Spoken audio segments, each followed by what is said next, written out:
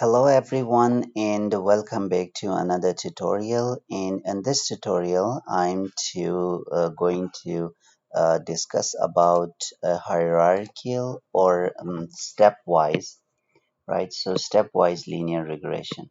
So it will be stepwise, or sometimes it's also called hierarchical, uh, multiple multiple regression. So we are going to discuss this stepwise, uh, multiple linear regression, right? So in this one, what my model is, I have inward FDI, and I want to just know how the macroeconomic variables interact with these, like the infrastructure of a country or population of a country, and like we can say GDP growth of a country, and how any other variables you name you can just want to see, uh, like imports in a country like this, and how the governance of a country is going to moderate this relationship, right? So how governance is going to moderate the relationship between infrastructure and FDI. So I'm going to just study this one, and here my model. This is my data here. So the FDI data is given here, imports, and so there are so many variables. So without wasting time on explaining these variables, so I will just straight away go to the analyze how I'm going to use this SPSS statistics. So I should go to this regression, and within regression this is a linear regression, right? So in this here module, my variables have already been set up because I've already conducted my regression, so these things are here. So what you can see is in dependent variable, I've got here Chinese FDI as a percentage to total FDI, right? So this is just my dependent variable. In the independent variables, as you can see, I've already put the imports are here, natural resources, infrastructure, population, GDP, and all these. And in the next step, so these are the first set of variables which I want to just regress with this dependent variable. And in the next step, I want a second model. And in the next step, I want to include WGI, Worldwide Governance Indicators. So this WGI variable will be regressed in the next step. It will, so that's why I've put it in the next. And then I can just select here, and then here I have put the interaction term between WGI and infrastructure. So the interaction term I've put in the third. So because I want to first know one by one that how do all these one by one interact, or what is the result that when I regress all these separately in a stepwise manner. There was an option that I could also regress all of these together, but by doing them one by one in a stepwise manner, what we can know is that we know that how these variables are having impact individually. So in statistics, there's a couple of things: estimates, model fit, R square change, collinearity diagnostics. It's okay. It gives that the VIF values. Durbin Watson test is fine.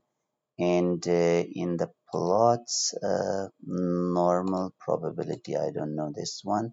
So there's nothing much to do. I just click OK. So this is the input of the regression. So as I can see here, that uh, the r square values here are, r square change. So first it was 0.58, and then when I include the second variable, it is adding 0.017, and the third one, when I put the interaction term, it's adding our r value. And the adjusted r square is given here, r square is given here. In the significance levels, you can see that our model 1, 2, and 3, these all are significant because the significance level is smaller than zero point zero 0.05 with all of these.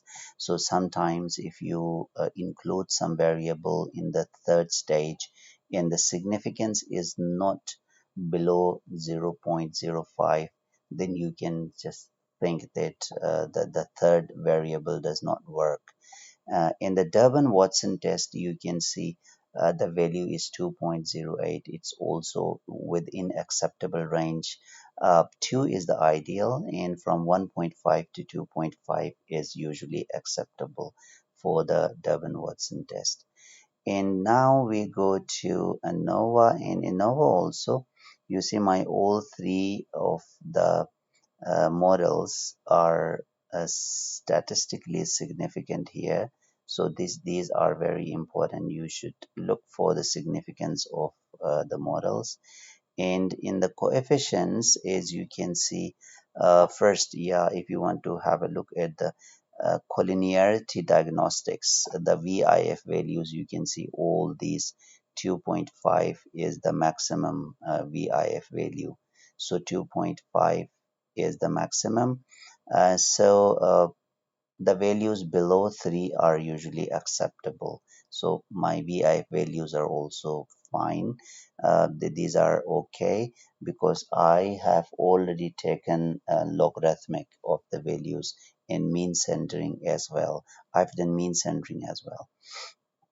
So now I've got three models, 1, 2, and 3. In the first model, I had a couple of variables, 1, 2, 3, 4, and 5. These five variables I had regressed with my dependent variable, and we can see here all are significant except the last one, GDP growth, which is greater than 0.05. And in the second model, I've included WGI. So when I include the WGI, you can see there's a change of GDP growth from insignificance to significance. And this WGI is also significant. And in the third one, I have introduced, in addition to the WGI, I've also added the interaction term of WGI and infrastructure. So after addition, this term is also significant. This addition of interaction variable is also significant as the significance value you can see 0.018. And here this GDP growth has once again gone beyond significance. It's greater than 0.05. So in the first model, it was insignificant. In the second model, it was significant. In the third model, it's again going to insignificant. So the benefit of having a stepwise regression is this, that you can just look or observe how the variables are behaving when you introduce new variables. And you can explain this in your paper with different models. And this gives a reliability to your test that you know how this change of variables are behaving. So I think that's pretty much fine. So that's all what I wanted to explain in this video. Thank you very much for watching the video, and if you think that this is helpful and if you like the video, please press the like button.